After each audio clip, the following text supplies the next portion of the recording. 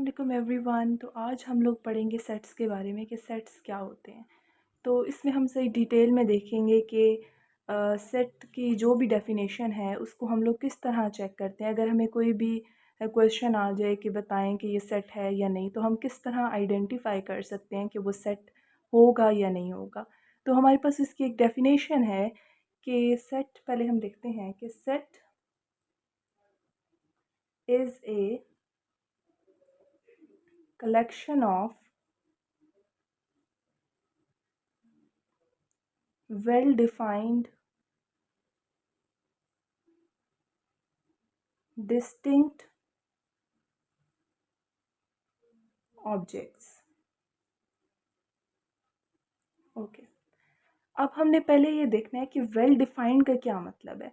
एक set well defined कब होगा?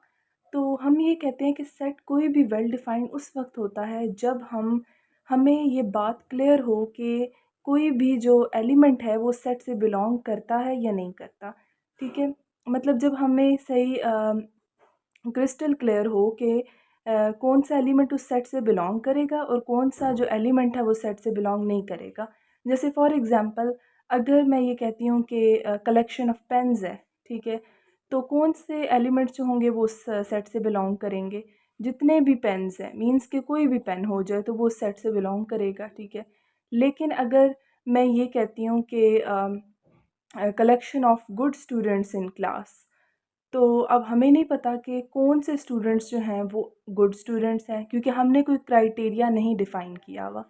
तो जब तक कोई क्राइटेरिया हमारे पास नहीं डिफ़ाइन होगा तो हम ये नहीं कह सकते कि वो सेट वेल डिफ़ाइंड है।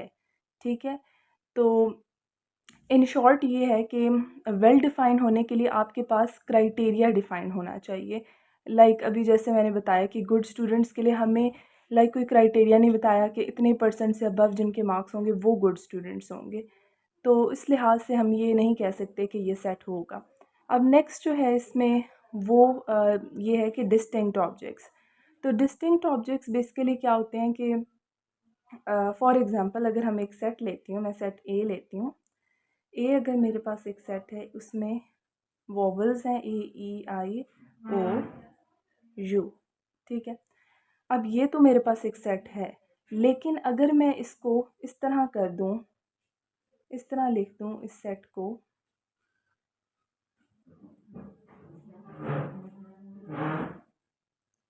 ठीक है, तो ये सेट नहीं रहेगा, क्योंकि अब ये डिस्टिंक्ट ऑब्जेक्ट्स नहीं हैं, ये दोनों सिमिलर हैं। तो यानी एक कोई भी एलिमेंट जो है वो एक सेट में रिपीट नहीं होना चाहिए। तो ये डिस्टिंक्ट के लिए ये चीज़ हो गई।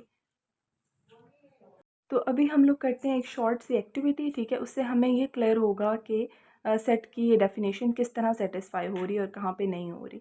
तो पहले अगर मैं फ़र्स्ट एग्जांपल लूँ, तो ये है कलेक्शन ऑफ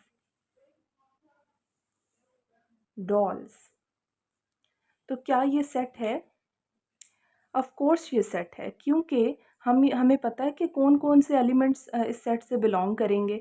ठीक है, कौन से एलिमेंट्स इस सेट से बिलोंग करेंगे, यानी कि जो भी डॉल होगी हमारे पास वो इस सेट में आ जाएगी। तो हमें पता है, वेल डिफाइंड भी है और हर डॉल की एक अपनी आइडेंटिटी है। तो उस लिहाज से हम इसको कह सकते हैं कि ये सेट है।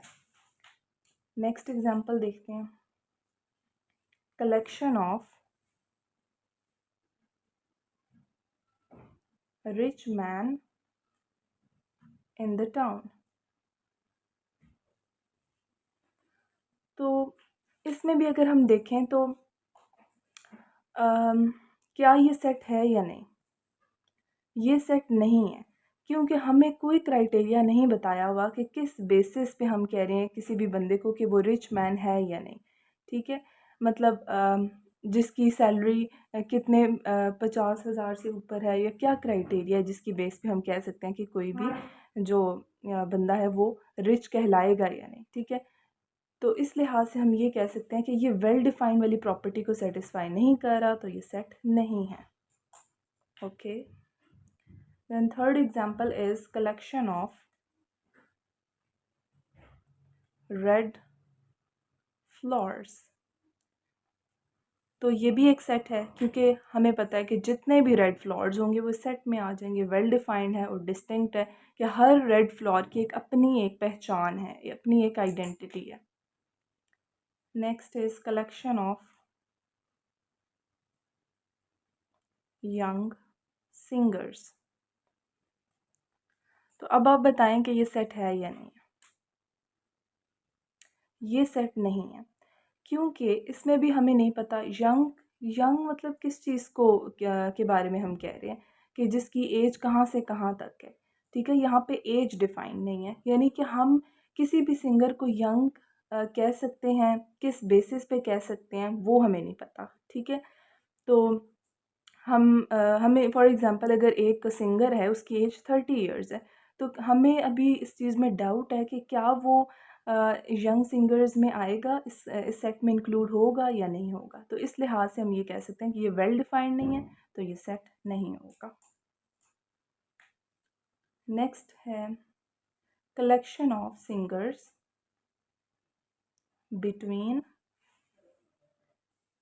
Edges 18 to 25 years. ठीक है, तो ऑफ कोर्स अब इसमें एज डिफाइंड है। ठीक है, हमें पता है कि जिन जिन सिंगर्स की एज 18 से 25 के बीच में होगी उनको हम इसमें इंक्लूड कर लेंगे। ठीक है, तो ये भी हमारे पास सेट हो गया। सो आई होप सो कि ये सेट आपको क्लियर हो गया होगा। ठीक है, तो इस लेक्चर में सिंपली हमने ये पढ़ा कि सेट के लिए क्या दो चीज़ें सेटिस्फाई होना ज़रूरी हैं। The first one is well defined होना और दूसरा है डिस्टिंक्ट ऑब्जेक्ट्स होना।